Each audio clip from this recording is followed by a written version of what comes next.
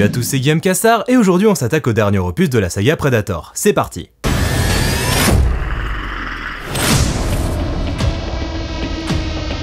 Predators ayant plutôt bien marché au box-office mondial, Robert Rodriguez et Nimrod Antal se voyaient bien remettre le couvert pour un quatrième opus, et ils avaient déjà quelques idées en tête. Ça pourrait être au choix une suite racontant comment Royce et Isabelle allaient quitter la fameuse planète inconnue, ou un préquel racontant les aventures du naufragé Noland, incarné par Laurence Fishburne. Sauf qu'en fait c'est jamais allé plus loin. En effet, suite à ces quelques déclarations de Rodriguez et Antal en 2010, on n'a plus jamais eu de nouvelles du projet. Predators avait beau s'être bien défendu en termes de recettes, ce n'était sans doute pas suffisant pour que la Fox lance immédiatement la production d'une suite, et la saga ne fit donc plus parler d'elle pendant 4 ans. C'est donc en juin 2014 que la Fox fit une annonce sacrément surprenante. Une annonce que personne n'attendait pour être tout à fait honnête. Un nouvel opus de Predator est en chantier, et contrairement à la mode du moment, ça ne sera ni un remake ni un reboot, mais bel et bien une suite tenant compte des films précédents. À la barre du projet, Shane Black, qui avait déjà un petit passif avec la saga puisqu'il incarnait Hawkins dans le premier volet. Hawkins qui fut, je le rappelle, la toute première victime du Predator sur grand écran. On peut donc affirmer que Black n'est pas du genre rancunier, et ça c'est cool. Mais du coup, Shane Black, c'est qui? Shane Black est un scénariste qui fut particulièrement prolifique à Hollywood pendant les années 80. On lui doit notamment les scripts des 2 premiers volets de la saga L'Arme Fatale avec Danny Glover de Predator 2. Tout est lié. Sur son CV, on trouve également le script du Dernier Samaritain de Tony Scott et de Last Action Hero de John McTiernan, réalisateur du premier Predator. Tout est vraiment lié. Mais aussi de Au revoir à jamais de Rennie Harlin, dont la musique était composée par Alan Silvestri, à l'œuvre sur Predator 1 et 2. Tout est vraiment lié de ouf.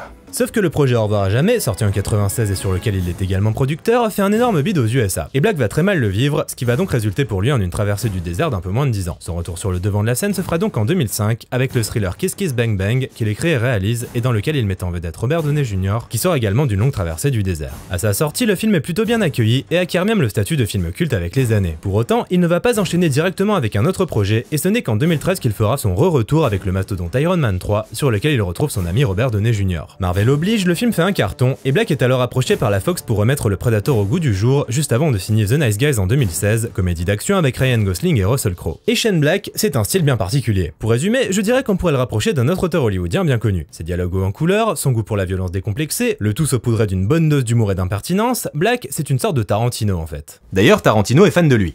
C'est pas pour rien. Tout ça pour dire que Shane Black, c'est pas juste un scénariste lambda. Non, Black, c'est un véritable auteur avec un style bien à lui. L'imaginer à la barre d'un nouvel opus de Predator était donc assez enthousiasmant, surtout que le bonhomme a posé ses conditions à la Fox. Lors de leur premier meeting, Black était en effet peu emballé à la perspective de voir un nouvel épisode de Predator. Alors le mettre en scène, il craignait que la Fox vende le film comme un simple épisode de plus. Selon lui, si un nouveau Predator devait être produit, il fallait en faire un véritable événement. Réinventer la saga et y apporter du neuf, de la fraîcheur. Bref, il fallait de l'ambition et il fallait que les moyens suivent, histoire de ne pas répéter les erreurs commis sur Predators, produit à la va-vite avec un résultat loin d'être satisfaisant. Mais ça, vous le savez déjà. À la grande surprise de Black, la Fox était sur la même longueur d'onde que lui. Pour preuve, le budget du film, 88 millions de $, soit plus du double de celui alloué à Predators. Rassuré et enthousiaste, Black signa pour mettre en scène ce nouveau volet et en écrire le traitement. Le scénario serait quant à lui écrit par Fred Decker, un ami de longue date avec qui il avait co-signé le script de Monster Squad, sorti en 87 et réalisé par Decker lui-même. Sur le CV de ce dernier, on compte également le 3e volet de Robocop qu'il a écrit et réalisé. Ainsi, Decker se met à l'écriture pendant que son ami s'occupe de tourner The Nice Guys, et une fois son film en boîte, Black le rejoint pour finalement co-écrire le script avec lui. Et perso, je trouve ça super drôle que le script soit signé Black et Decker. Fin 2015, un premier jet du scénario de ce nouveau volet titré The Predator est prêt, et le producteur John Davis, vétéran de la saga depuis le premier volet, est plus qu'enthousiaste face au résultat, laissant entendre que le film va tout simplement révolutionner le mythe. Et Decker y va également de son petit commentaire emballé, déclarant que ce nouveau volet sera pour Predator ce qu'Aliens de Cameron était à Alien, dans le sens où ce ne sera pas une histoire de chasse en mode Deep Tinagre, mais un film bien plus ambitieux en termes d'échelle et de narration. Le but ici était de creuser l'univers de la saga d'une manière totalement inédite, laissant tomber le schéma classique des précédents volets pour explorer plus en profondeur l'aspect purement SF de ces films. Bref, The Predator allait apporter du neuf à une saga qui en avait bien besoin. Quelques mois plus tard, on apprend que Shane Black a rencontré Schwarzenegger pour que ce dernier fasse enfin son comeback dans le rôle de Dutch. Oh! Mais Schwarzy n'a pas été emballé par le script, ni par le fait que son rôle ne se limite qu'à un caméo, et du coup il a refusé. Ah. Concernant le reste du casting, Black voulait Benicio del Toro dans le rôle principal, ce qui aurait été vraiment top vu le combo de talent et de badassitude dont il dispose. Malheureusement, les négociations n'ont pas abouti non plus, et c'est donc Boyd Holbrook qui hérita du rôle, un acteur qu'on a pu voir dans Narcos et Logan. Pour la petite anecdote, le rappeur 50 Cent a également failli rejoindre le casting, mais ce n'est pas allé plus loin qu'un meeting avec Shane Black. Au final, la distribution accueille tout un paquet d'acteurs différents. On a Thomas Jane, Alfie Allen de Game of Thrones, Olivia Munn, Trevor Rhodes, Sterling K. Brown, mais aussi Keegan Michael Key, principalement connu pour son duo comique avec Jordan Peele, le réalisateur de de Get Out et Us. Et dont je vous recommande chaudement les sketchs, ces deux gars sont géniaux. Il y a également le jeune Jacob Tremblay, que vous avez peut-être vu dans Wonder, et Jake Busey, le fils de l'acteur Gary Busey, qu'on avait pu voir dans Predator 2, et qui incarne donc le fils de ce personnage. Et ça c'est intéressant car ça confirme bien la volonté de Shane Black de tourner une véritable suite profitant de l'héritage de la saga, plutôt que d'ignorer tout ça et partir dans une autre direction pour un pseudo-reboot. Ce qu'avait fait Predators en gros. Qui dit Predator dit monstre et donc homme en costume, et après avoir confié cet aspect à KNB pour le troisième volet de la saga, c'est la société ADI qui allait être en charge de créer les Predators sur cet opus. Enfin en partie en tout cas.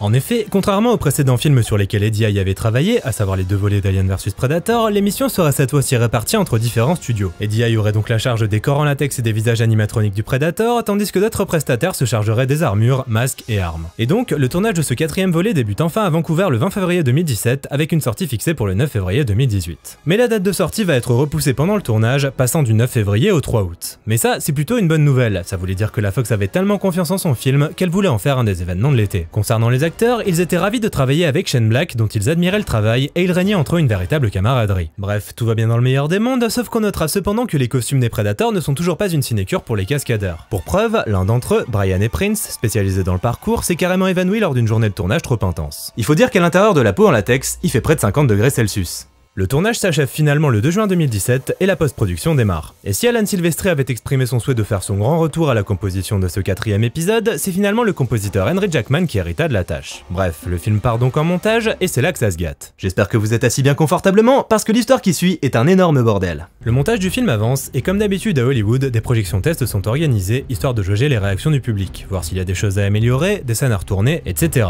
En soi c'est pas bien méchant, Marvel fait ça tout le temps, c'est un petit peu devenu une norme pour les films à gros budget. Mais les projections tests ne sont pas réussies. Trop d'humour, pas assez de suspense, pas assez d'horreur, le film ne fait pas assez Predator. Et là, la Fox commence à paniquer. Le film est donc de nouveau repoussé, pour le 14 septembre 2018 cette fois-ci, et 3 semaines de tournage additionnels sont annoncées pour mars 2018. Et si Shane Black affirmera lors d'interviews que le but de ces reshoots sera de transformer des séquences de jour en séquences nocturnes, la vérité est tout autre. Black et Decker réécrivent en fait l'acte 3 quasi intégralement, et l'équipe se rassemble pour tourner les nouvelles séquences. Pas forcément avec plaisir, mais bon, c'est comme ça. Suite à ces 3 semaines de reshoot, le film repart en post-production, et j'imagine que ça a dû être une sacrée panique étant donné le peu de temps que ça leur a donné pour monter l'acte 3. Mais c'est pas fini, car le film repart pour 2 jours de tournage additionnel en juillet. Après l'histoire sans fin, découvrez le tournage sans fin.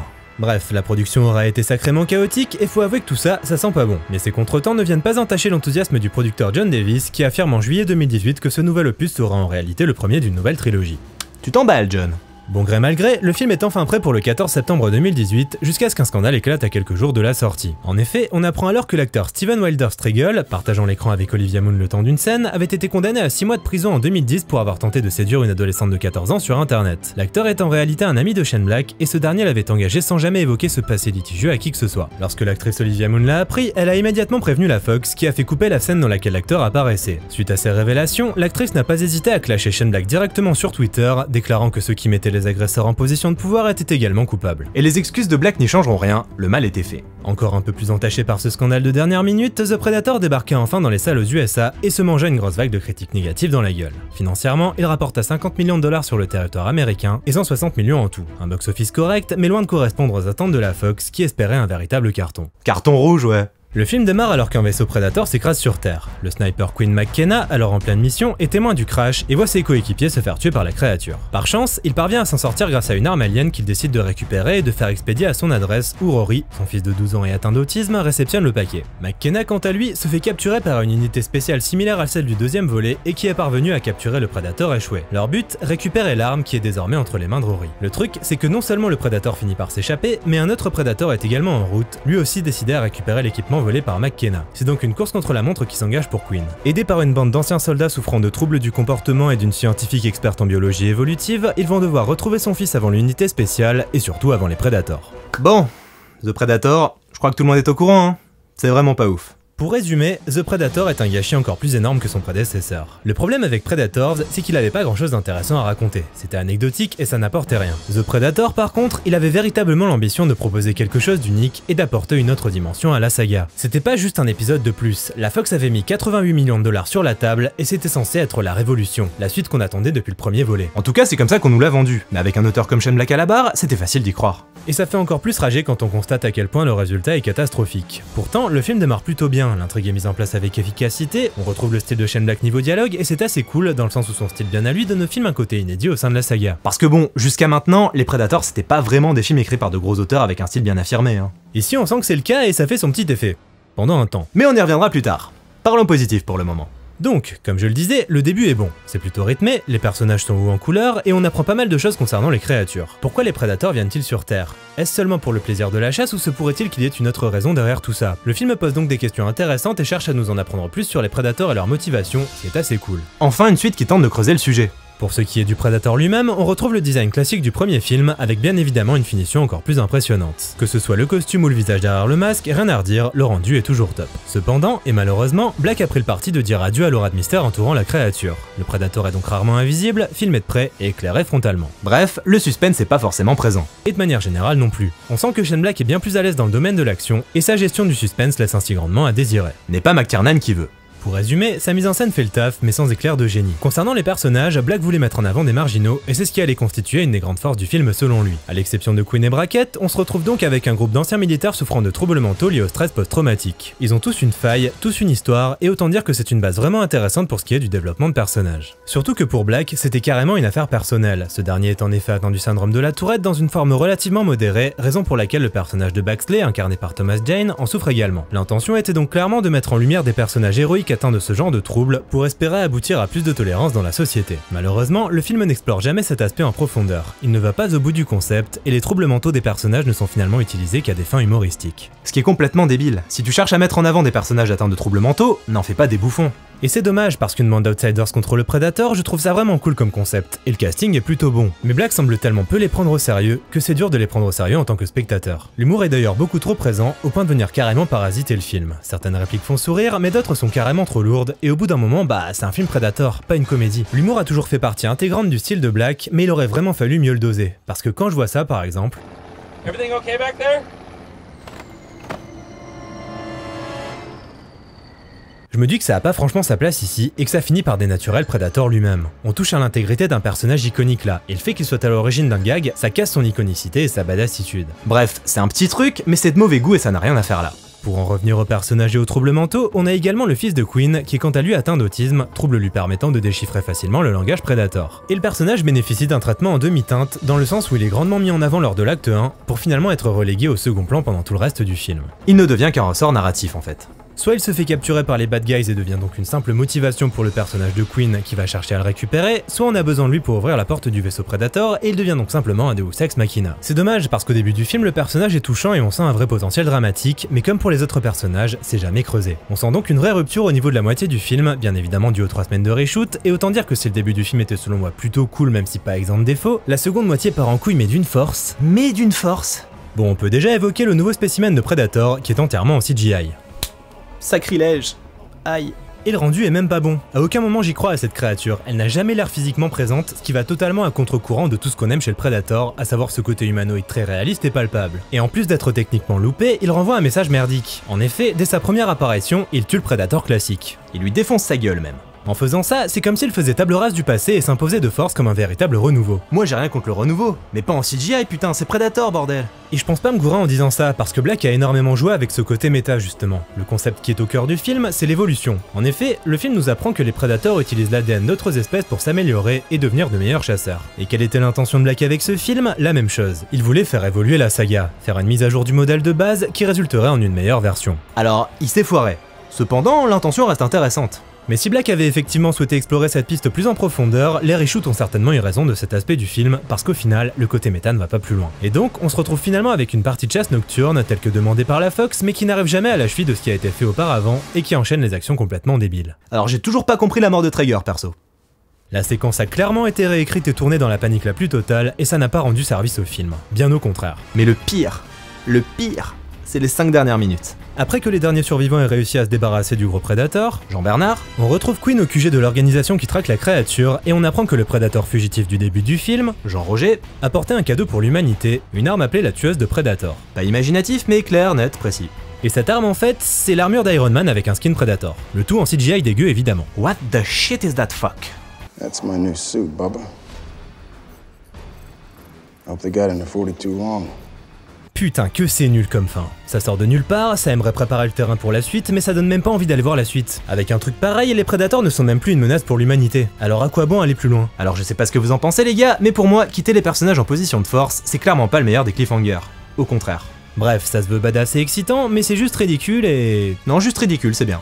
Mais comme vous le savez, le film a énormément souffert pendant sa production, et il emporte donc les séquelles. Le résultat final est ainsi bien loin du film que Black & Decker avait en tête à l'origine. Et là vous allez me demander, Guillaume, mon cher Guillaume, bourré de talent et de savoir, à quoi aurait donc ressemblé le film s'il avait été fidèle au script original? Excellente question, jeune abonné fidèle. Dans l'acte 3 original, nos personnages faisaient équipe avec 2 prédateurs fugitifs qui devaient les aider à faire face non seulement aux prédateurs en CGI dégueu, mais aussi à tout un tas d'hybrides concoctés par leur espèce pour détruire l'humanité. L'idée étant que la planète des prédateurs est sur la fin et que le clan des prédateurs en CGI compte venir peupler la Terre, emballé par le réchauffement climatique local. Seulement, le clan des prédateurs fugitifs est en désaccord avec cette action, et il y a donc une guerre civile entre les 2 clans. La scène d'action finale aurait donc suivi nos personnages dans un convoi, épaulés par les 2 prédateurs et attaqués de toutes parts par les fameux hybrides. Concernant la fin originale, celle qui était initialement prévue devait voir un hélicoptère atterrir face aux survivants, révélant Dutch qui leur demandait de le suivre, préparant ainsi le terrain pour la suite. Cependant, suite au refus de Schwarzenegger de participer au projet, la scène qui a finalement été tournée se contentait de Queen regardant les étoiles d'un air badass et déclarant « Come and get us, motherfuckers ».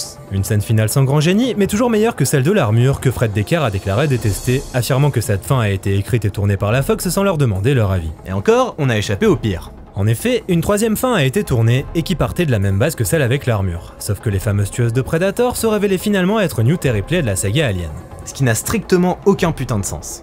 Mais du coup, s'il est clair que l'acte 3 auquel on a finalement eu droit est un énorme bordel sans queue ni tête, est-ce que l'acte 3 original aurait fait de The Predator un bon film pour autant? Honnêtement, j'en suis pas sûr. Alors certes, ça aurait très probablement été un film plus cohérent, et dont l'acte 3 aurait été visuellement plus soigné parce que pas monté à la va-vite en 4 mois, mais j'avoue que cette histoire d'hybride, je suis pas persuadé que ça aurait fonctionné. D'autant qu'on a un avant-goût de ce que ça aurait pu donner avec les chiens Predator, et honnêtement, c'est plus ridicule qu'autre chose. Par contre, un aspect qui me plaît bien, et qui mettra sans doute pas tout le monde d'accord, c'est de voir des humains collaborer avec des Predators. Ça me gêne pas parce qu'il y a toujours eu un respect mutuel entre les 2 espèces, et ça reste cohérent dans le sens où les Predators ont toujours été des personnages plus que de simples monstres tueurs sans âme. Et j'avoue d'ailleurs que les moments du film où le Predator fugitif tente de communiquer avec les humains me plaisent beaucoup. J'aurais donc trouvé ça très cool de voir cette piste développée plus en profondeur. Dommage. Maintenant, il faut être honnête, beaucoup de choses qui ne fonctionnent pas dans le film sont dues à Shane Black lui-même. L'humour quasi omniprésent, les chiens Predator, le gros Predator en CGI, tout ça faisait déjà partie du film avant les reshoots. Alors on peut jeter la pierre à la Fox, mais force est de constater que Black n'était tout simplement peut-être pas la bonne personne pour prendre en charge ce projet. The Predator avait beaucoup d'ambition, mais il en résulte finalement un film bâtard, synthèse de tous les aléas de sa production. Un auteur grande gueule un peu trop audacieux, un studio qui devient frileux pendant la post-prod, le film a fini par foncer droit dans le mur, et ça m'étonnerait qu'on revoie les Predators au cinéma avant un long moment. Ils voulaient relancer la saga, ils n'ont fait que l'achever.